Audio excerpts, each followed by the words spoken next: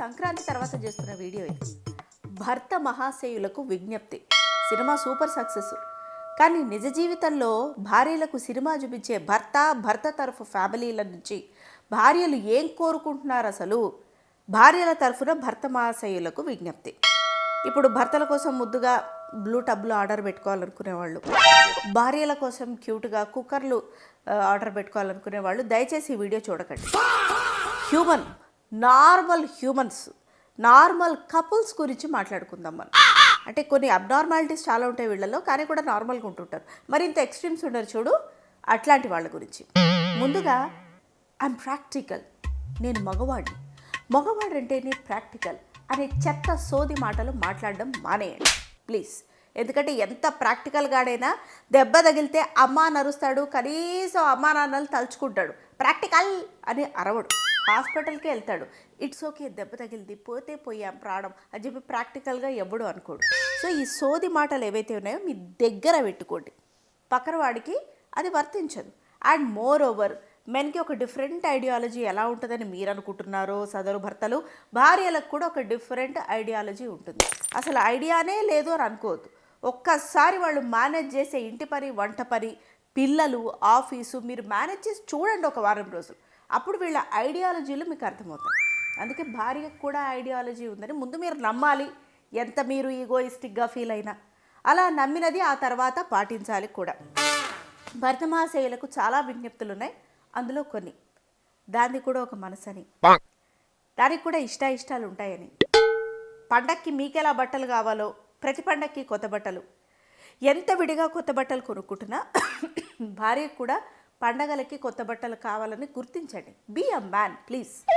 ఇటు పండగలకి, అటు బర్త్డేకి, అటు మ్యారేజ్ యానివర్సరీకి తను ఎంత నెల కొనుక్కుంటుంది అని మీరు అనుకున్నా కొనివ్వండి, ఇనిషియేటివ్ తీసుకోండి, కనీసం అడగండి.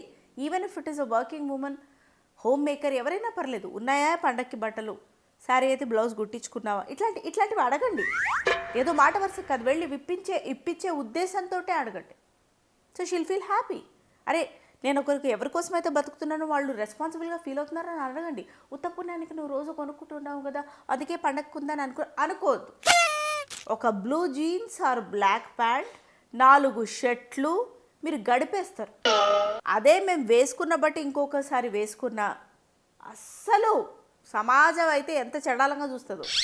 అది కాకుండా ప్లెయిన్స్ వేసుకోలేం. అదొక మూవీ స్టార్స్ వేసుకుంటే స్టైల్, మామూలు హోమ్ మేకర్స్ వేసుకుంటే అసలు ఇది సుమంగళి తత్వం తెలియదు, పద్ధతి తెలియదు, అది తెలియదు, ఇది తెలియదు అని ఓ అమ్మ అందరు మీద పడిపోతారు. అంచేత లైఫ్ ఎలా మ్యాన్కి ఉమెన్కి డిఫరెంట్గా ఉంటుందని మీరు నమ్ముతారు, బట్టలు వేసుకునే తీరు కూడా డిఫరెంట్గా ఉంటుందని ఫస్ట్ నమ్మండి. అండ్ కొనించండి. మీ భార్యకే కదా, ఇంకెవడికి ఖర్చు పెడతాడు మీరు? బయట వాళ్ళు వేసుకుంటారేమో అప్రిషియేట్ చేస్తారు, ఇంట్లో పెళ్ళం 4 కొరుక్కుంటారేమో తిట్టిపోస్తారు. ప్లీజ్, వాళ్ళకి కావాల్సిన అవసరాలు వాళ్ళు అడగకుండా సమకూర్చటం అనేది ఒకటి ఉంటుంది. ఆ పద్ధతి చేస్తారు కొంతమంది మంచోళ్ళు, అది కూడా మీరు ఫాలో అవ్వండి, తెలుసుకోండి. ఇంకొకటి పద్ధతి అంటే గుర్తొచ్చింది, అవసరానికి ప్రతి సంవత్సరం 2 సంవత్సరాలకు ఒకసారి ఇళ్లలో పద్ధతులు మారిపోతుంటాయి. వ్రతాలు, నోములు, వంట తీరులు ఒకప్పుడు ఉన్నట్టు ఇప్పుడే మీ ఇంట్లో ఉండవు, గుర్తుపెట్టుకోండి. మరి వేరే ఫ్యామిలీ నుంచి వచ్చిన మీ భార్య ఇట్లా 2 to 3 ఇయర్స్కి ఒకసారి మారిపోయే పద్ధతుల్ని అంతే ఫాస్ట్గా అడాప్ట్ చేసుకోలేదు. అవసరార్థం మారిపోయే పద్ధతుల కన్నా తను పుట్టి పెరిగి ఇన్నేళ్ల జీవితంలో అలవర్చుకున్న ఒక క్యారెక్టర్ ఏదైతే ఉంటుందో అది ఇంపార్టెంట్ అని గుర్తించండి. పద్ధతులు అంతగా పాటించినా పాటించలేకపోయినా, అది హెల్త్ సహకరించకో, బద్ధకమో, నమ్మకం లేకనో ఏదైనా కానీ, మీకు బద్ధకం ఉంటే ఓకే, తనకి మాత్రం ఉండకూడదా? పండగలు మీకేనా, మీ వైఫ్లకు ఉండకూడదా? మీరేమో సంక్రాంతి సినిమాలో మొత్తం స్టాఫ్ లాగా ఎంజాయ్ చేసేస్తుంటారు, వైఫ్లేమో ఆనందంగా పట్టు చీరలు కట్టుకొని పిండి వంటలు చేస్తారనుకుంటారు. రియాలిటీలో ఉండదు, వాచిపోతుంది. అది గుర్తించండి తన వైపు నుంచి. అందుకే అవసరార్థం మీ ఫ్యామిలీస్లో మారిపోయే పద్ధతుల్ని మొత్తం కాకపోయినా హై లెవెల్లో పాటించు, పర్వాలేదు అని తనకి నచ్చ చెప్పండి, తన పక్కన ఉండండి. ఏంటి మీ అమ్మా నాన్న ఏంటి కొండశీల వాళ్ళ భర్తల వాళ్ళ అమ్మా నాన్నలకి భర్తలను అడుగుతున్నాను నేను, అనకొండాలా లేకపోతే షార్క్ 2, 3, 4లా? ఎందుకు వాళ్ళని చూస్తే అంత భయపడిపోతుంటారు మీరు? అది గౌరవం కాదు, భయమే. వాళ్ళు మీ వైఫ్నన్నా పిల్లలనన్నా వైఫ్ తరఫున వాళ్ళనన్నా ఎందుకు నోరు మెదపరు? ఆర్గన్స్, సెన్సారీ ఆర్గన్స్ పనిచేయవా అప్పుడు మీకు? రోషాలు ఇవన్నీ ఏం పనిచేయవా? మీ వైఫ్ దగ్గరేనా ఇట్లాంటివన్నీ? మీ అమ్మ నాన్నల దగ్గర, మీ అమ్మ ఇంటి వాళ్ళ తరఫున చుట్టాల దగ్గర పనిచేయవా? ఎవడైనా మీ వైఫ్ని ఎట్లా తీసి పారేసినట్టు మాట్లాడినా నవ్వూరుకుంటారు. సిగ్గుసరం లేదా మీకు? She your partner. అలా అనద్దు, నాకు బాధ అవుతుంది అని 2 ముక్కలైనా మాట్లాడలేరా? ఏం చేసిందని ఇప్పుడు అది అలా అనకు? ఏ ఏ అది మాట్లాడడానికి కూడా నీకు అంత వణుకు, అంత భయం, అంత ఇదే? మీ అమ్మ నాన్నని చూస్తే వాళ్ళు మాత్రం ఎన్నైనా మాట్లాడచ్చు. ఇది మాత్రం ఆహా అత్త మామ అంటే అమ్మ నాన్నతో సమానమని చేసేసేయాలి. ఎంత హిపోక్రటిక్ రూల్స్ ఇవి! ఈ హిపోక్రసీని మళ్ళీ గౌరవము, మర్యాద, మన్నన ఇట్లాంటి పచ్చి అబద్ధాలతో వీటన్నిటిని జోడించి మాట్లాడుతూ ఉంటారు. I stand by your wife. నిజమేది, అబద్ధమేది, ఏది తన మీద కోడాలని చెప్పేసి రుద్దుతున్నారు, ఎట్లా ఫేక్గా మర్యాద ఇచ్చినట్టు నటిస్తున్నారు. నీ కళ్ళకు కనిపించవా? యాంటీనాస్ ఓపెన్ చేసుకుని చూడు, తెలుస్తుంది, కనిపిస్తుంది. మీ మేనేజర్ మనోభావాలు అర్థమైనప్పుడు, ఎంప్లాయీ యొక్క ఆర్తనార్థాలు అర్థమైనప్పుడు, ఫ్రెండ్స్ యొక్క పరిస్థితి చెప్పకుండానే అర్థమై వాళ్ళకి డబ్బులు సహాయం చేసేస్తున్నప్పుడు నీ పెళ్ళం బాధ అర్థం కాదా? మీ అమ్మ నాన్న ఇంపార్టెంట్, నీ వైఫ్ ఇంపార్టెంట్ కాదా? ఇల్ట్రీట్ చేస్తుంటే చెప్పలేవా? ఒక మాట పడలేవా అని దాన్ని అంటావెందుకు? అదే నీ వైఫ్ వాళ్ళ అమ్మ నాన్న ఇంటికి అల్లుడని పిలిచి నిన్ను సరిగ్గా మర్యాద చేయకపోతే ఎంత చిన్నపుచ్చుకుంటావు? ఆ ముచ్చు మొహాన్ని ఇంకెంత ముచ్చుగా పెట్టుకుంటావు? మర్యాద ఇవ్వలేదు మీ వాళ్ళు నాకు. చూడు వేరే వాళ్ళ ఇంట్లలో అల్లుళ్ళకి ఎట్లా మర్యాద ఇస్తారో మీ వాళ్ళు అసలు ఇవ్వలేదు. మరి సమానత్వం అంటే ఇదే కదా. కొంచెమైనా రెస్పెక్ట్ చూపించు దానికి. చాలామంది మగవాళ్ళ ఇంట్లలో నేను కూడా అబ్జర్వ్ చేసింది ఏంటంటే, ఒక విమెన్కి చమ్స్ వస్తే, పీరియడ్స్ వస్తే ఆ 3, 4, 5, 6 డేస్ దాన్ని ఒక అంటరాని వ్యక్తిలాగా చూస్తారు. మరి దాని చేత వంటలు చేయించుకుంటారు, పళ్ళు చేయించుకుంటారు, అన్నిటికీ పనికొస్తుంది అది. కానీ అంటరాని వ్యక్తిలాగా చూస్తారు.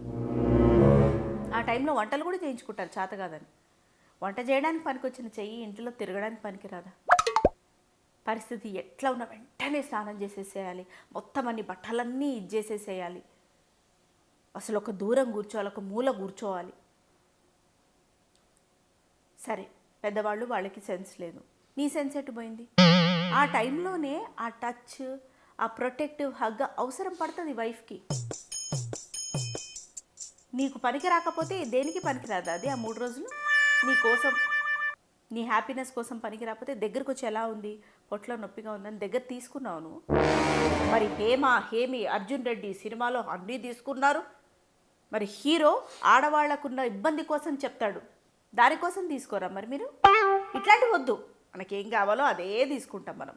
హీరోయిన్ అందచందాలు తీసుకుంటాం, వాళ్ళిద్దరు ఎంత చక్కగా ఆన్ స్క్రీన్ రొమాన్స్ చేశారని తీసుకుంటాం, ఇవి తీసుకుంటాం మనం. కానీ హీరో పీరియడ్స్ కోసం చెప్పి ఇట్స్ నాట్ అ కర్స్, పాపం వాళ్ళకి ఇలా చూడాలి అనే ఒక సీన్ ఉంటుంది, అది తీసుకోరు మళ్ళీ.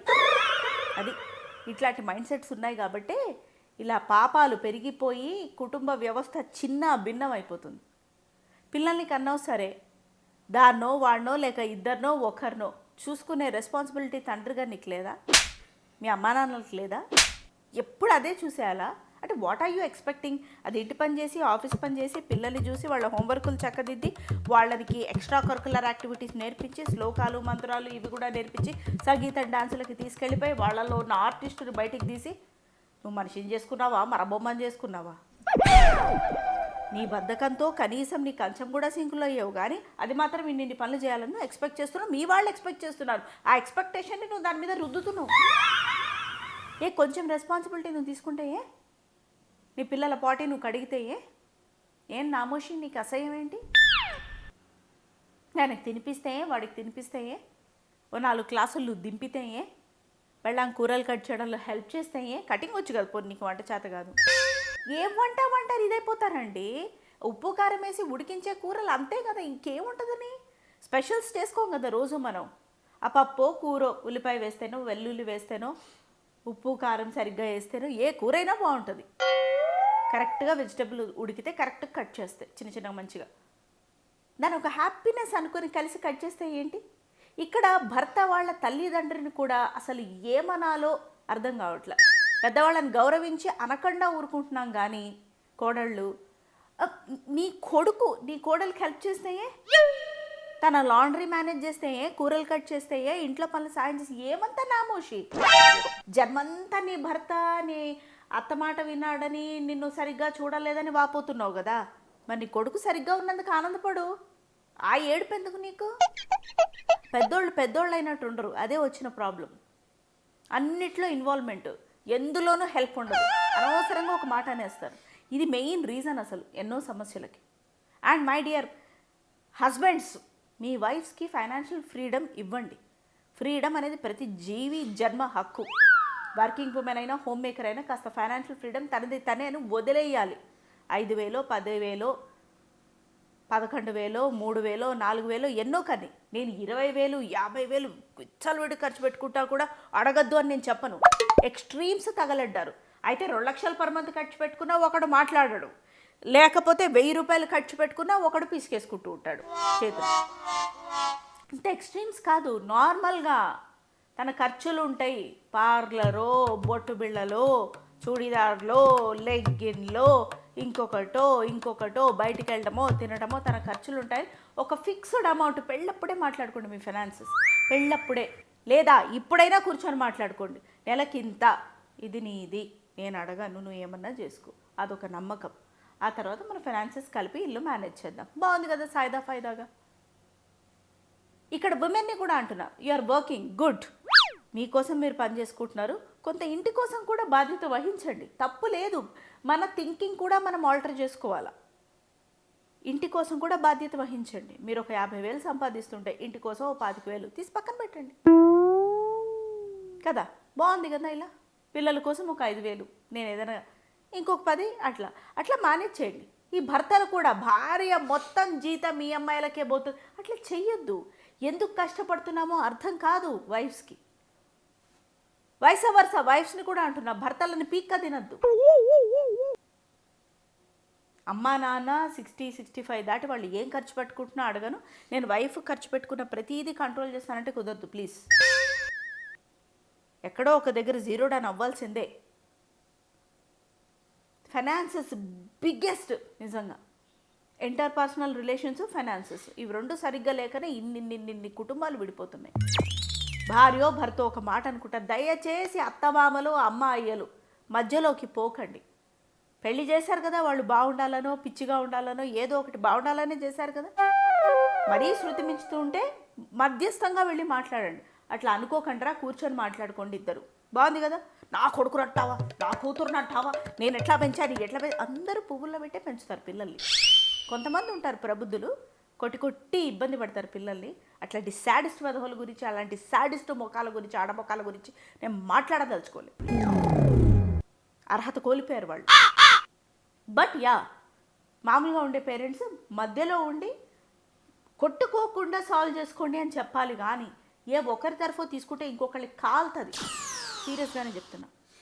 అండ్ అత్తలు, నా కొడుకిల్లు మా పిల్లలిల్లు అంతే.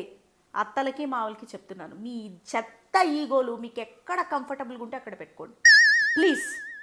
నా కొడుకు సారీ, మా పిల్లలిల్లు బాగుంది.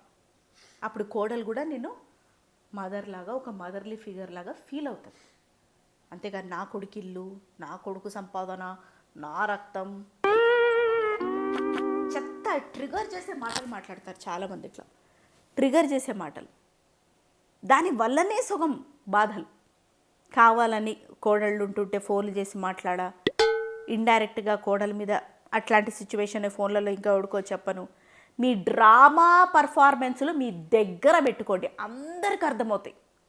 మీ మనస్సాక్షికి కూడా తెలుసు రేపు పొద్దున రోజులు మంచిగా లేకపోతే అదే పనికి వస్తుంది చేయటానికి. పువ్వుల్లో పెట్టి పెంచావే నీ కొడుకుని, వాడికి సరిగ్గా తినడం కూడా చేత కాదు టైంకి, తెలుసుకో నువ్వు అది ప్లీజ్. నీ కళ్ళల్లో కమ్మిన మస్కేతైతే ఉందో బాగా కడుక్కొని చూడు, రియాలిటీ అర్థమవుతుంది. రియాలిటీకి రండి. మారరు పెద్దవాళ్ళు అంతే. ఎందుకు మారరు? మారుతారు. ఇక్కడ వీళ్ళకి సాగుతున్నాయి కాబట్టి మీకు సాగిస్తారు. ఎందుకు మారరు? అన్నం లేకపోతే బతకలేని మీరు హెల్త్ కోసము రకరకాల ఆహారాలు తీసుకోవట్లేదు, అది మేజర్ మార్పు. ఫుడ్ కాలం కర్మం కలిసి రాక షుగర్లో బీపీలో వస్తే మీరు షుగర్స్ కట్ డౌన్ చేయట్లేదా? మరి స్వీట్ల పైన ఎంత ఇష్టం ఉన్నా చంపుకోవట్లేదు. ఇవన్నీ మార్పులు కావా ఇవి? వేరే కంట్రీలు చూడాలని వెళ్ళట్లేదా? వేరే దేశాలు చూడాలని వెళ్ళట్లేదా? టెక్నాలజీ వాడట్లేదా? టైంపాస్ కావట్లేదని యూట్యూబ్లు చూడట్లేదా? ఇవి మార్పులు కానప్పుడు, ఇవి మార్పులైనప్పుడు మీరు ఎందుకు మారారు? ఈగో, నా కొడుకు ఈగో. ఒక పెళ్లిలోనే నీ కొడుకు సర్వైవ్ అవ్వకపోతే ఇంకో పెళ్లి చేస్తే అవుతాడని కూడా నీ చెత్త మూర్ఖత్వం, ఇంకొకటి కాదు. సాటి విమెన్ని, నీ కోడలు కూతురు పక్కన పెట్టదంతా, సాటి విమెన్ ఉసురు నువ్వు పోసుకుంటున్నట్టే. కర్మ మళ్ళీ తిరిగి నీకే వస్తుంది, కర్మ సిద్ధాంతం. ఇన్ని నమ్ముతావుగా నువ్వు, ఇది కూడా నమ్ము. అందుకే ఒళ్ళు దగ్గర పెట్టుకొని ఉండాలి. పేరెంట్స్ కూడా, కొడుకు పేరెంట్స్, కూతురు పేరెంట్స్ కూడా అంతే. ఏదైనా వచ్చి కష్టం చెప్పుకుంటే బాగా అయింది అని వెక్కిరించే కూతురు పేరెంట్స్ నేను 190 మందిని చూసా. ఎవ్వరూ మాట్లాడారు పేరెంట్స్ గురించి. కానీ పేరెంట్స్లో కూడా మామూలు శాడిజం ఉండదు. ఊరికే రావు స్పైడర్ లాంటి సినిమాలు. ప్లీజ్, మీరు కూతురు ఏదైనా వచ్చి కష్టం చెప్పుకుంటూ ఉంటే బాగా అయింది, మేము అప్పుడే చెప్తే వినలేదు, ముందే జాగ్రత్తలు చెప్తే నువ్వు పట్టించుకో, ఇట్లాంటి పిచ్చి మాటలు మాట్లాడకండి. నోరు మూసుకోండి, మాట్లాడ చేత కాకపోతే విని ఊరుకోండి. దాని బాధలేవో అది పడుతుంది. లేదా ఓకే అమ్మ, కొంచెం మైండ్ తోటి ఆలోచిద్దాం, సమస్యని పరిష్కరించుకుందాం, తక్కువ కొట్లాడద్దు, మాట అనొద్దు, ఎలాగో అలా ఇలాంటివి చెప్పండి సలహాలు. సిబ్లింగ్స్కి కూడా చెప్తున్నాను నేను, ఇదే వర్తిస్తుంది. ప్లీజ్, మారాలని మైకులెట్టుకుని వాగడం కాదు.